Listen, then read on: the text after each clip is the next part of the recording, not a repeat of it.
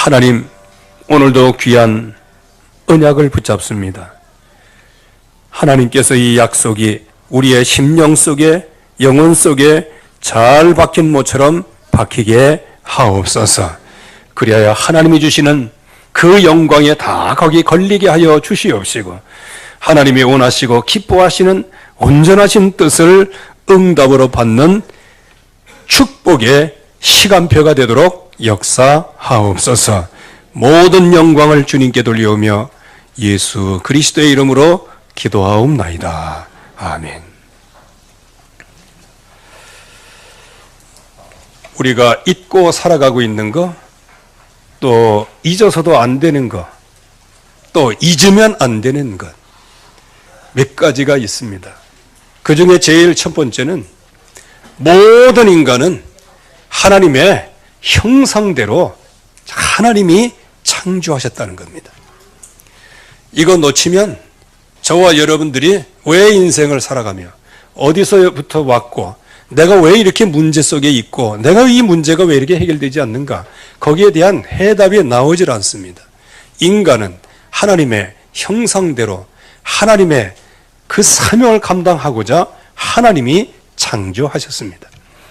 그래서 하나님의 형상대로 지음받은 사람은 하나님의 말씀을 따라가야 됩니다. 그래서 그 말씀은 너는 이제 지식, 그거 알려고 하지 마라. 선악을 알게 하는 지식, 그거 알려고 하지 마라. 그건 하나님께 맡기고 너는 생육하고 번성하고 땅에 충만하고 땅을 다스리고 정복하는 이 축복을 받아라. 이렇게 말씀하신 거죠. 그런데 바로 이 흑암 권세가 결국은 하와를 속여서 이 말씀을 떠나도록 만들고요. 이 하와는 남편에게 또 그것을 주어서 먹음으로 말미암아 하나님을 떠나도록 만드는 겁니다. 그래서 꼭 잊지 말아야 될 것, 우리는 하나님의 형상대로 지음받은 것. 꼭 잊지 말아야 될 것, 인생의 모든 문제의 근원은 하나님을 떠나서부터 왔다는 사실이에요.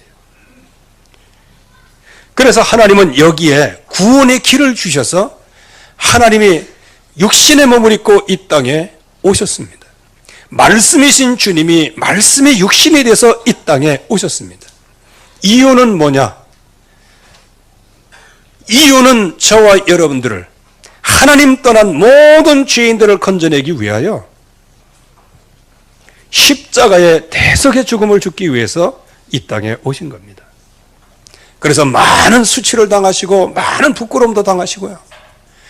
많은 그야말로 인간적으로 보면 굉장히 막 억한 심령이 나올 수밖에 없음에도 불구하고 그 침뱉음을 당하고 가시관을 쓰시고 그 십자가에서 모진 살과 이 피를 찢으시고 흘리시고 그 엄청난 희생 제물의 대가로 저와 여러분들을 구원을 하신 거예요.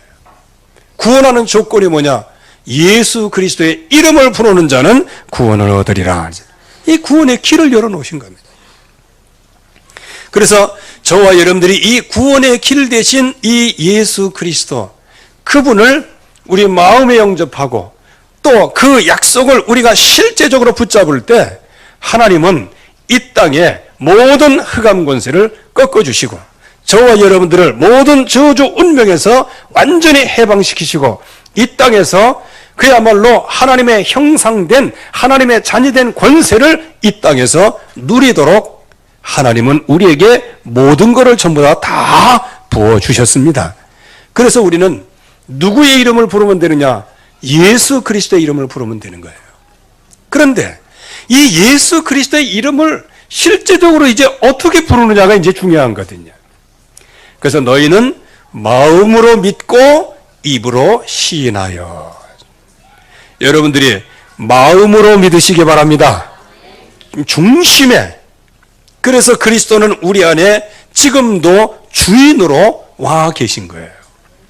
그래서 이제 지금부터 하나님의 백성의 싸움은 뭐냐? 이 예수 그리스도를 어떻게 고백하고 어떻게 누리고 어떻게 증거하는 것이냐? 이게 이제 우리가 해야 할 영적 싸움이에요. 그런데 지금까지 하나님을 만나기 전에 우리가 어떤 가운데서 인생을 살아왔는가? 나 중심, 육신 중심, 성공 중심 속에 살아왔고, 필요하면 아무 데나 가서 절하는 우상숭배 속에 살아왔고, 그렇게 해서 결국에 와서는 내가 왜 인생에 망하는지도 이유도 모르고, 그래서 결국은 모든 지혜를 다하고 했는데 그게 우상숭배예요. 무속인을 따라가고. 그래서 정신 문제 오죠. 육신 문제 오죠. 미래 완전 지옥이죠. 후손 잘 살면 되는데 후손까지 완전히 망하게 되어지는 것이죠.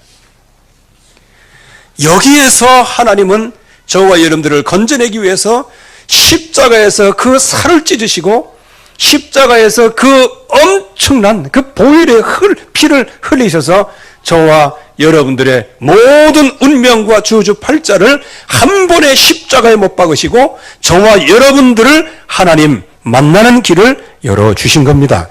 그래서 우리는 이 약속 하나만 붙잡으면 되는 거예요. 그런데 이 약속이 그렇게 쉽게 붙잡아지면 괜찮은데 참 이 약속, 이게 그냥 생각대로, 마음먹은 대로, 결단한 대로, 도전한 대로, 결심한 대로 되면 이게 얼마나 좋겠습니까? 그러면 여러분들이 한 번 결심하면 다 끝났으면 이제 예수 믿는 거 다 졸업해야 돼. 왜? 다 이제 성자가 됐는데. 끊임없이. 이 복음이 우리가 지금까지 들어왔던 대로 다윗이 엄청나게 확실했어요. 그래서 모든 환경 앞에서도 그야말로 최고의 복음의 축복을 누린 사람이 바로 이 다윗입니다. 그런데 이 다윗에게 이제 미묘한 보이지 않는 영적 흐름이 나타납니다. 그래서 우리는 이 보이지 않는 영적 흐름, 이거를 여러분들이 절대로 간과하면 안 되는 것이죠.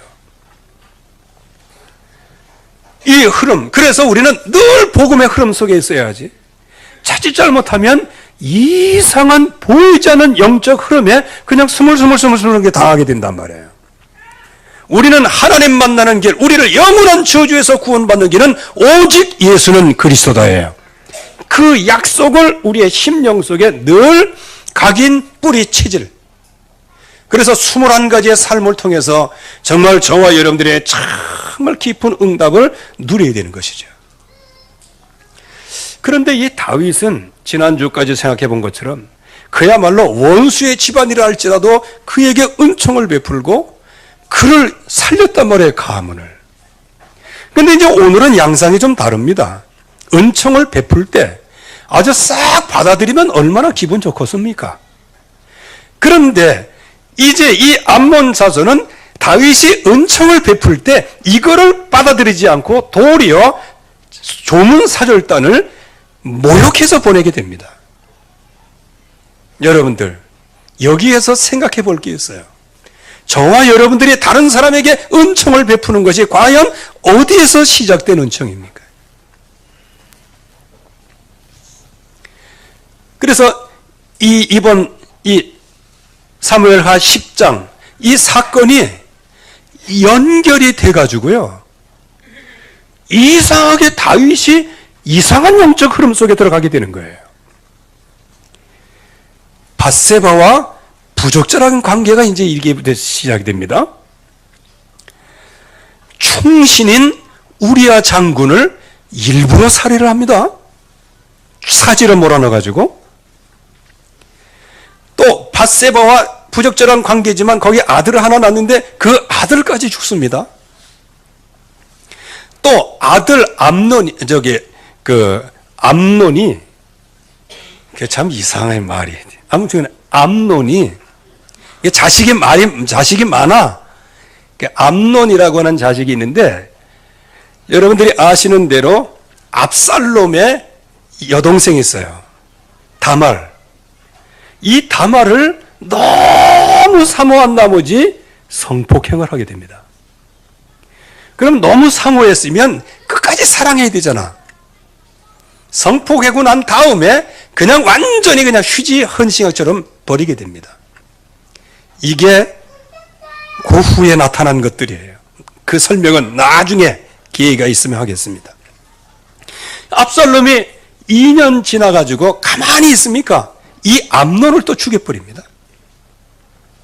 그리고 난 다음에 압살롬이 아버지 다윗을 죽이려고 반역을 하게 됩니다. 거기 베냐민 사람 세바라는 사람이 또 반역을 해요. 여기에 하나님께서는 특별히 또 이 백성들이 언약 안에 있지 않기 때문에 이 다윗의 마음을 격동시켜서 인구조사까지 하게 합니다. 그래서 오늘 10장 이후에 모든 다윗의 삶은 그야말로 파란만장한 인생의 삶을 살게 되는 거예요. 왜 그럴까요? 그 근원이 어디 있을까요? 여기에 바로 보이지 않는 영적 흐름이 있다는 겁니다. 그래서 보이지 않는 이 영적 흐름이 있기 때문에 이 흐름은 이것이다, 이것이다, 이것이다라고 여러분들에게 설명해 줄 수는 없어요.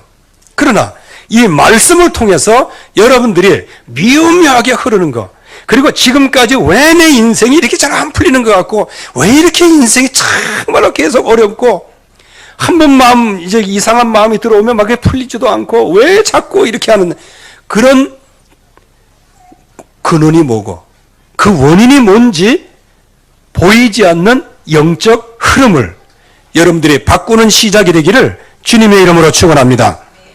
자, 이제 다윗이 진짜 승리했어요. 그야말로 최고의 승리를 얻었습니다.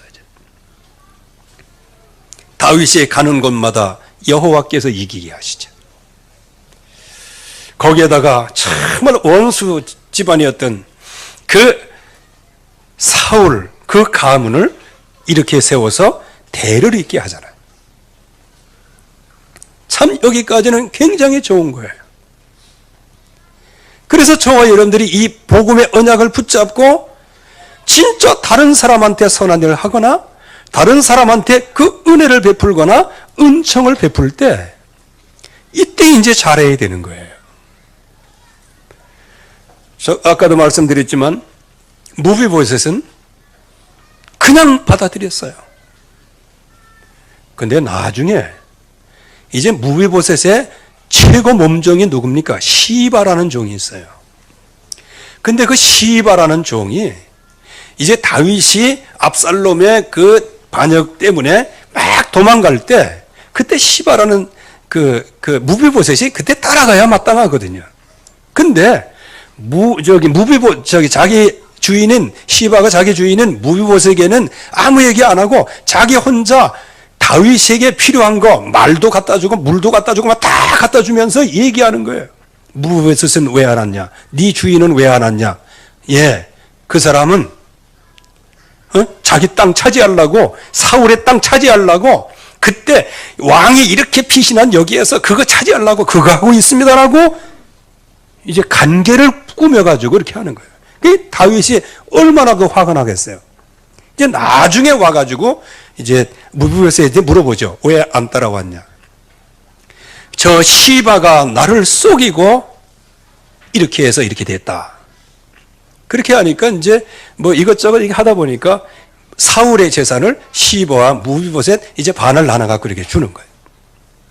자, 거기에서 보면 이 다윗의 마음도 이게 은혜를 베풀어 줬는데, 이게 내 의도대로 움직이질 않는단 말이에요. 요게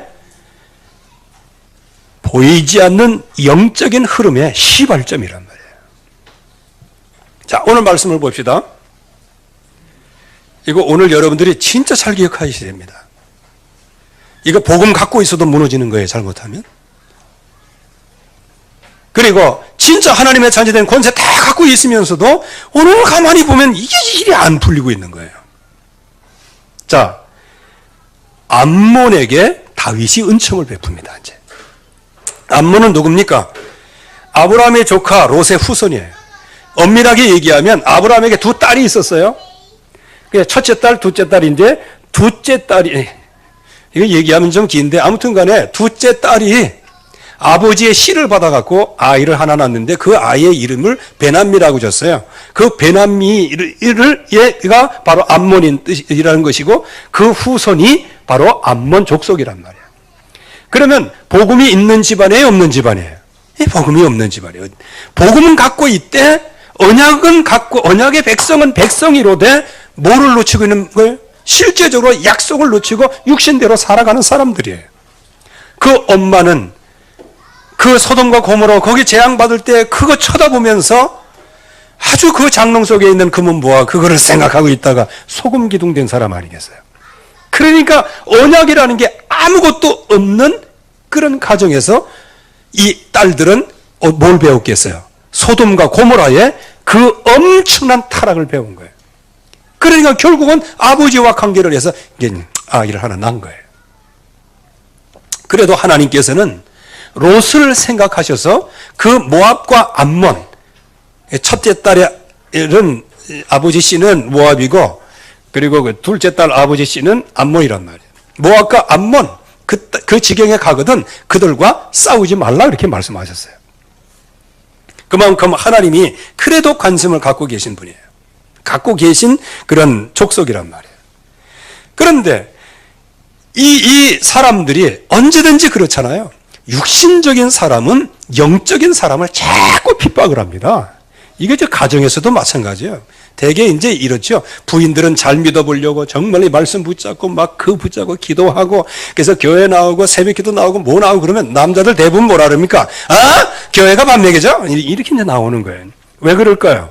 불편하니까. 뭐가 불편해? 자기가 뭘 좀 해야 되고 뭐 이렇게 해야 되는데 육신적으로 불편하거든요. 그것 때문에 자꾸 막는 거 아니겠어요?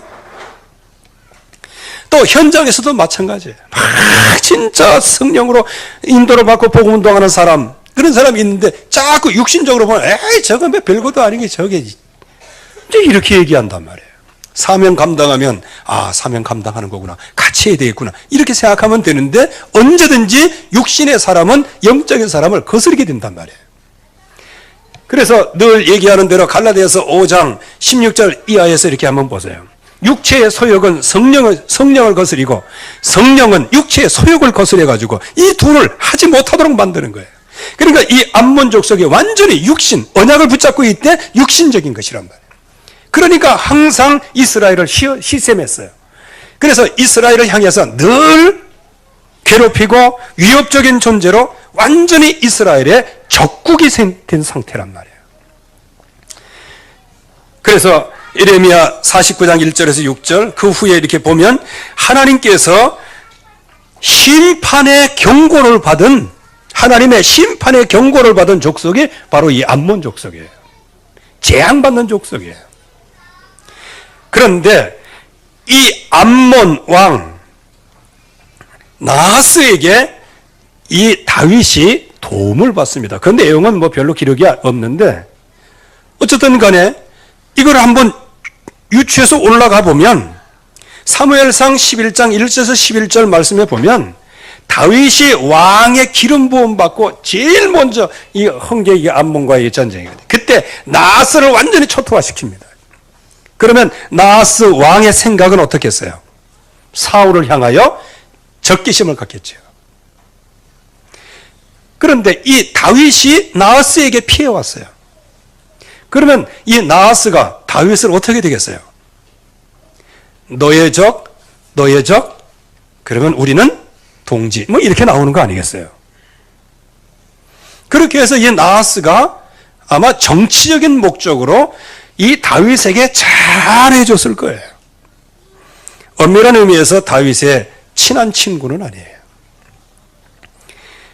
나하스의 적은 사울 왕이고 사울 왕의 적은 다윗이기에 같은 적대적인 관계에 있기 때문에 서로가 서로 소통한 것이죠. 그러다 보니까 서로 은혜를 베풀어 준 거예요. 그런데 나중에 이제 다윗이 완전히 승리해 가지고 나하스, 즉 자기에게 도움 준 그 왕이 죽었다는 얘기를 듣고 조문 사절단을 보내는 거예요. 순수한 마음이죠. 진짜 순수한 마음이죠. 왜? 주님은 원수 사랑하라고 말씀하셨잖아요. 그런데 원수를 사랑할 때 그 원수가 다른 태클을 걸을 때 어떻게 해야 될 것이냐. 이제 여기에 대한 해답을 갖고 있어야 되거든요. 복음의 사람이라고 하면.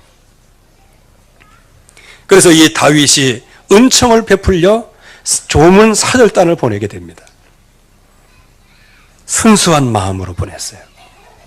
이 말은 여러분들이 참 다른 사람들 그거 좀 불신자고 그렇지만은 저거 원수와 같지만 그래도 저거 불쌍하는 게 이게 도운 거란 말이에요. 그런데 이 암몬 자손의 관리들이 이거를 거부를 합니다. 거부한 세 가지 의미가 있어요. 즉 다윗의 순수한 마음을 이제 곡해를 해가지고 불순한 동기가 숨어 있다. 어떤 동기냐? 이제 정탐꾼을, 이 사절단을 정탐꾼으로 본 거예요. 정탐꾼으로 보냈다. 이거는 지금 주변 나라를 다 함락시키는 것처럼 우리나라를 함락시키는 것 같다. 이렇게 해서 그 방백들의 얘기를 듣고 한운이 무례한 그 조문 사절단에게 어떻게 합니까?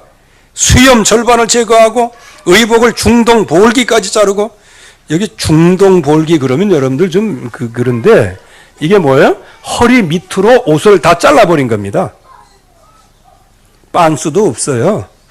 응? 허리 밑으로 이걸 다, 이게 통치마를 허리 이걸 다 자른 거예요. 그러니까 이 볼기이지, 볼기. 볼기가 뭔지 아시죠? 엉덩이가 그냥 드러난 거예요. 그래서 어떤 분이 그림 그리는 거 보니까 위에만 있고 밑에는 다 하의 실종 만드는 거예요. 최고의 수치를 안겨준 거예요. 근데 여기까지라면 좀 괜찮았을지도 몰라요. 이게 전쟁의 도화선이 되는 겁니다. 암몬 자손이 이제 오늘 전쟁 준비를 했다고 그러는데 이거는 전쟁을 일으킬 준비가 아니고 가만히 이제 한온에 생각해 보니까 다윗의 조문 사절단을 그렇게 보낸 게 어딘가 좀 미심쩍단 말이에요. 또 다윗이 어떤 성격이라는 것을 그들이 알고 있는 겁니다. 이러다가 이제 저것들이 이제 쳐들어올 거다. 그러면 우리가 대비를 해야 되지 않냐? 이렇게 해가지고 은 1,000달란트를 통해 가지고 여기에 용병을 고용을 하는 거예요. 이제 쳐들어오면 전쟁도 불사하겠다. 이제 기다리고 있는 거예요. 한마디로 얘기하면 이스라엘을 공격하려고 하는 것이 아니고 자기가 잘못한 것을 알고 이제 방어하려고 하는 거예요. 그런데 다윗은 그 방어하려고 하는 그것이 전쟁을 일으키는 것으로 오해를 하게 되죠. 여기는 두 가지 오해가 나와요. 즉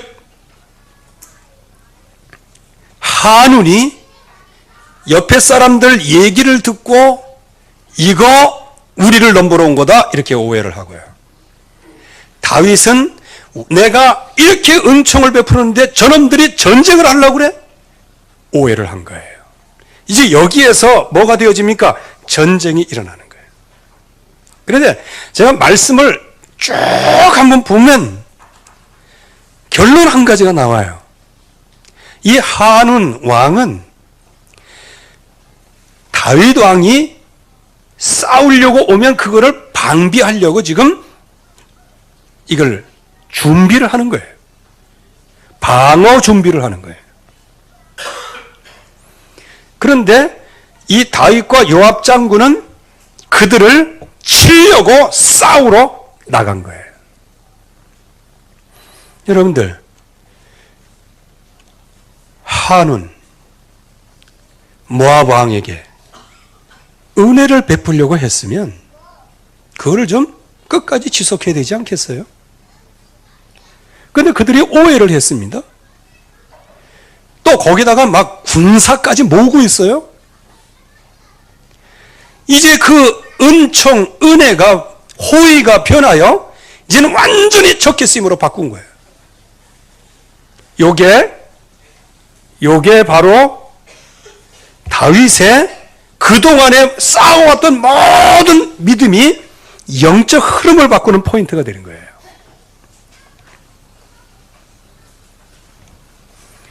그래서 결국은 이 다윗의 군사를 일으켜서 완전히 초토화시키는데 어떻게 초토화시킵니까? 제가 말씀을 봤어요. 대적해서 서로 싸웠다는 얘기가 한 번도 없어요. 서로 뭐 칼질을 해서 죽였다 이런 얘기 안 나와요. 물론 이제 그 뒤에 1차 전쟁에서는 안 나와요. 여기 이제 그 18절에 보면 이제 이거는 2차 전쟁이거든요. 다윗이 직접 나가서 싸운 전쟁이에요. 그 전에는 이 요압 장군의 가는 곳마다 아람 군대가 그냥 도망가요. 여기 말씀해 보면 도망한다, 도망한다, 도망한다, 도망한다 이게 있어요. 그건 뭐다? 싸울 의지는 없었어요.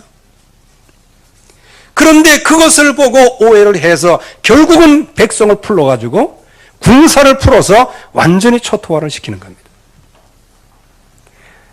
그래서 특별히 2차 이게 전쟁 때 보면 아람 사람이 이스라엘 앞에서 도망한지라 다윗이 아람 병거 700대와 마병 4만 명을 죽이고 또 그 군사령관 소박을 치매 거기서 죽으니라. 완전히 초토화시켜. 여러분들 이게 어딘가 모르게 좀 미묘하게 돌아가는 거예요. 아니 은총을 베풀려고 사절단을 보냈는데 이제는 전쟁을 하게 된 거예요. 이 말씀을 듣고 여러분들 개인적인 해답을 찾아내시기를 바랍니다. 나는 잘 믿고 싶은데 어느 날 보니까 주님과 원수가 돼 있어요. 나는 언약을 붙잡기를 간절히 원했는데 어느 날 보니까 내가 엉뚱한 걸 지금 붙잡고 있는 거예요.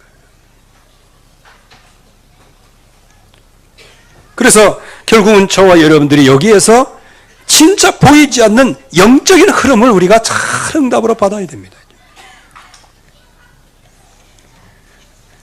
정말 하나님이 주시는 그 언약으로 우리 모든 사람들에게 끝까지 응답을 누려야 되는 것이고요. 그래서 예수님께서도 제자를 사랑하시되 어떻게 사랑하셨다? 끝까지 사랑하시니라. 여러분들 제자들 어땠습니까? 그야말로 초대교회 그 마가다락방에서 정말 은혜 받기 전에 제자는 이 암몬 여기 이 족속보다 못한 사람. 그러나 그런 제자를 사랑하시되 어떻게 사랑하셨다? 끝까지 사랑하시니라. 결론적으로 말씀드립니다. 처음에는 선의로 순수한 마음을 가지고 은총을 누구나 다 베풀 수 있어요. 그러나 이것이 인간적인 마음과 육신적이라고 하면 이건 제거해 볼 여지가 있는 겁니다. 혹시 여러분들이 은혜를 베풀어 주신 하고 누구에게 참 잘해 줬는데 그 사람이 내가 베푼 호의보다 막 이상한 걸 가지고 나를 엮어가지고 나를 아주 못쓸 사람으로 만들면 여러분들 어떻게 했습니까? 그런 오해가 너무 많잖아요, 지금요. 암몬 사람들의 오해가 무엇일까요? 순수하게 육신적인 것이에요, 육신적인 거. 이것 때문에 오해를 한 거예요. 그러다가 매를 벌었죠. 다윗도 이거를 오해를 한 거예요. 은총을 베풀었으면 이게 하나님이 주신 은혜이기 때문에 기다려 봐야 되는 겁니다. 근데 기다리질 못해. 그렇게 해서 저놈들이 싸우러 나왔어? 저거 가서 박살내 해가지고 완전히 초토화시키는 겁니다. 그런데 사실상 아람 나라도 초토화되고 다 이게 이제 떠났거든요. 이제 뭐만 남았냐? 암몬 족속만 남았어요. 암몬 족속은 아무런 힘이 없습니다, 이제. 아무런 힘이 없기 때문에 다윗이 11장에 이제 왕이 참여해야 할 전쟁에 나가질 않은 거예요. 왜? 너무 확신이 있었어요. 무슨 확신이 있었을까요? 어디 안에서의 확신입니까? 은혜를 베풀려 하다 이게 안 받으니까 그냥 완전히 그냥 좁혀가지고 죽여버리는 그런 확신, 그런 가운데 전쟁을 한 거예요. 요게 뭐라고 딱 집어서 얘기는 못하지만 이게 바로 다윗의 영적인 흐름을 바꿔놓는 겁니다. 그렇게 해서 일단은 왕들이 전쟁이에요. 그러면 왕이 반드시 나가야 돼요. 그런데 그때 가만히 보니까 이거면 내가 안 나가도 돼. 딱 계산해 보니까요. 일단은 그걸 놓치게 돼요. 그 다음에 놓친 게 뭡니까? 결국에 와서는 이제 밧세바 모욕하는 장면을 보고 거기에 뭐 욕정을 느껴가지고 결국에 와서는 성폭행을 하게 되는 거예요. 그 후로부터 이게 미묘한 보이지 않는 영적 흐름에 있어서 결국에 와서는 사울은 계속적인 고난을 당하게 되어지는 거예요. 그 고난 당하는 그 핵심 맥이 뭘까요? 여기에 다윗의 실수가 뭐고 다 하지만 그러나 인간으로서는 많은 은총을 베풀었지만 그러나 하나님의 은총은 생각지를 못한 것이겠죠. 다윗이 승승장구했어요. 축복의 때, 성공의 때, 평안한 때, 아주 풍요의 때를 맞이했어요. 그때 그럴수록 하나님을 만나고 하나님의 응답을 누려야 되는데 아무리 눈 씻고 봐도 다윗이 기도했다는 내용 한 번도 없습니다. 언제만 기도했어요? 죄 짓고 회개할 때만 하나님 앞에 섰지 그 외에는 누리지를 못하는 거예요. 이 영적인 미묘한 흐름 속에 도리어 은총을 베푸는데 결과는 전쟁이고 적개심을 가지고 도리어 은총을 베풀면 그 사람을 살려야 되는데 도리어 그 사람을 죽이게 되는 거예요. 이게 여러분들 어떻게 생각하십니까? 여러분들에게 해답은 뭐 저는 드릴 자격도 없고 또 그 해답을 말할 수도 없고요. 여러분들이 이 내용을 통해서 여러분들 스스로 응답을 받으시기 바랍니다. 이거를 응답으로 받으셔야 돼요. 도대체 잘해주려고 하는데 왜 내가 그 사람을 죽이게 되는가? 서로 오해할 때 이게 완전히 이게 흑암스럽게 완전히 쌓이게 되어지는 겁니다. 그래서 주여 나에게 오는 보이지 않는 영적 흐름은 무엇입니까? 혹시 그 영적 흐름이 내가 범죄하고 내가 진짜 죄를 짓게 되는 원인 제공하는 그런 영적인 흐름은 무엇입니까? 그리고 내 안에 도사리고 있는 그 사단의 계략은 무엇입니까? 그래서 결론을 말씀을 드리면 이 많은 것들을 우여곡절 속에 다 한 다음에 사무엘하 24장의 마지막 장인데 24장 맨 마지막 절에 이렇게 끝나고 있습니다. 번제와 화목제를 드리니라. 그 번제와 화목제를 드리는 그 자체를 하나님은 기도라고 말씀하셨어요. 기도를 들으심에 재앙이 그쳤더라 그랬어요. 결국은 저와 여러분들은 언약을 붙잡되 깊이 각인 뿌리 체질이 되어지는 이 축복으로 붙잡으시기를 바랍니다. 그냥 심을 이렇게 대화하는 가운데 뭐 마음에 안 들면 금방 튀고 뭐 이렇게 시험 들고 이제 그거 넘어서야 된다는 거예요. 이게 다윗의 영적인 흐름이에요. 그게. 이거는 누구나 다 이 올무에 걸릴 수밖에 없지만은 그러나 우리가 날이 갈수록 하나님이 주시는 그 언약 속에 깊이 응답을 받으면 정말 하나님 앞에 진짜 예수가 그리스도 되신 이 약속을 붙잡고 기도하고 정말 하나님께서 원하시는 것을 기다리면 하나님은 모든 문들을 열어주시는 겁니다. 여러분들에게 보이지 않는 영적인 흐름 무엇인지 한번 깊이 깨닫는 한 주간이 되어지시기를 주님의 이름으로 축원합니다. 하나님 아버지 감사합니다. 오늘 귀한 말씀을 통하여 우리에게 숙제를 주신 것을 감사합니다. 이번 한 주간 정말 하나님이 원하시고 기뻐하시고 온전하신 뜻이 무엇인지 깊이 발견하는 시간이 되게 축복하옵소서. 예수 그리스도의 이름으로 기도하옵나이다. 아멘.